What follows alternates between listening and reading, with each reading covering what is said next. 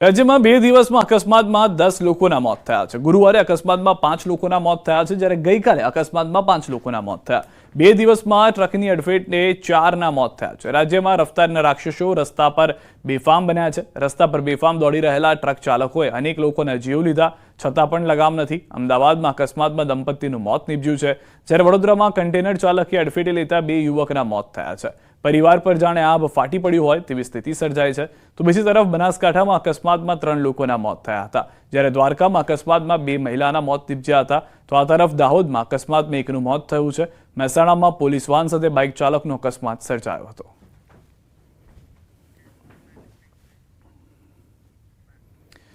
અને હવે વાત કરીએ વિભાજનના વિરોધની।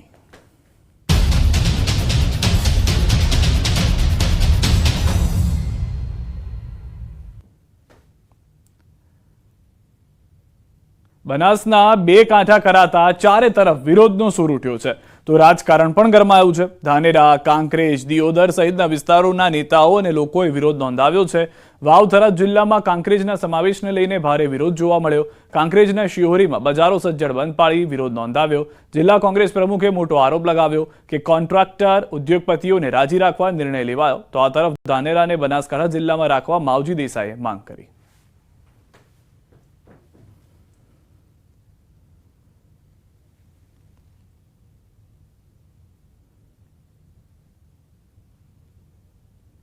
થરાદના 2-5 કોન્ટ્રાક્ટરોને ઉદ્યોગપતિઓને ત્યાંના લોકોને રાજી રાખવા માટે બિલ્ડર લોબીએ મોટા હપ્તા આપી આ બિલકુલ સ્પષ્ટ મોટો નાણાકીય વ્યવહાર થયો અને નાણાકીય વ્યવહારના દ્વારા આ વિસ્તારને અન્યાય થયો છે। ત્યારે મારા મત વિસ્તાર કાંકરેજ તાલુકાને થરાદ જિલ્લામાં જે સમાવેશ કર્યો છે બાબતને હું વખોડી કાઢું છું, કારણ કે મારા કાંકરેજ તાલુકાના ખેડૂતો હોય, નાના મોટા વેપારી હોય, એમને પાલનપુર જવું આવવું ખૂબ સહેલું ને સરળ પડે છે।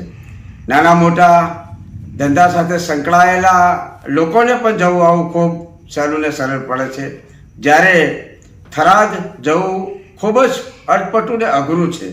ત્યારે આ તાલુકાને થરાદમાં સમાવેશ કરી અને જે નિર્ણય લેવામાં આવ્યો છે એ નિર્ણય યોગ્ય નથી। મેં સંદેશો મોકલવરાવ્યો છે કે ધાનેરાની પ્રજાને જે વાછોલ, બાપલા અને આ વિસ્તાર છે એ થરાદ છે 80 કિલોમીટરે પહોંચે છે, એટલે ખૂબ મોટું લાંબુ અંતર થઈ જાય છે। જે ખિંમત સાઈડનો ભાગ છે એ વિસ્તાર માટે તો અમારા સમગ્ર વિસ્તારની માગણી છે સરકાર પાસે કે ધાનેરા તાલુકાને પાલનપુર જિલ્લામાં જ રાખે।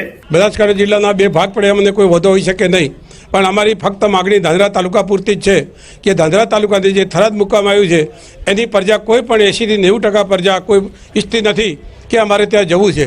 ઘણા માણસો સરકારનાથી દબાણમાં આવીને કંઈ બોલવા માટે તૈયાર નથી, પણ એ પણ અમને એકલાને કહે છે કે તમે આગળ થાઓ અને અમે તૈયાર છે। તો મારી સરકાર સાથે વિનંતી છે કે સરકાર ફેરવિચારણા કરે।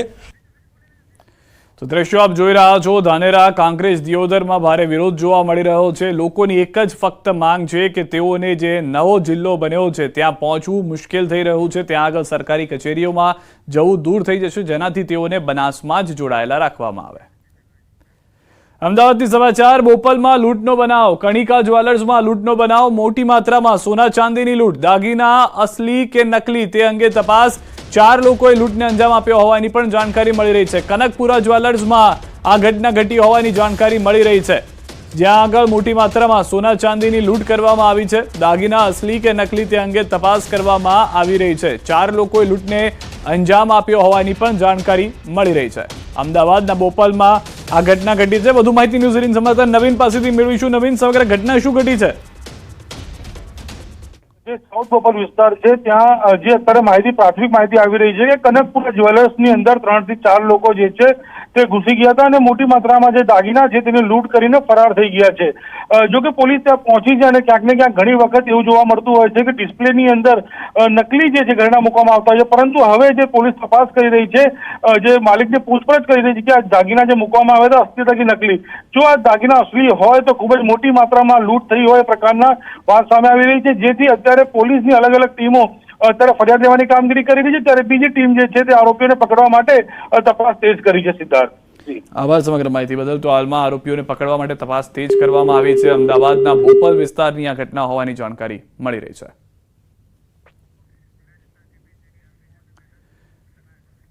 ભાજપ શહેર જિલ્લા પ્રમુખ નિમણૂક અંગે મોટા સમાચાર. 4 અને 5 જાન્યુઆરીએ શહેર જિલ્લા સ્તરે બેઠકો. જિલ્લા સંકલન સમિતિ સાથે ક્લસ્ટર ઇન્ચાર્જ કરશે બેઠક. ક્લસ્ટર ઇન્ચાર્જ સાથેની બેઠકોના નામો પર થશે ચર્ચા. 6 જાન્યુઆરીએ કમલમ ખાતે યોજાશે બેઠક.